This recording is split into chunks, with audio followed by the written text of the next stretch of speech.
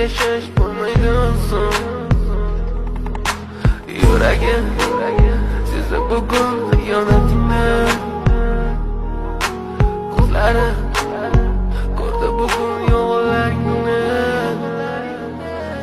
Inson nimaga sevar va nimalarga erishar, vaholanki va'dalar berayotgan lablar aldar. Muhabbatga ishontirishga undar. Nima o'zi muhabbat, baxtmi yoki razolat? Buni kim javob berar?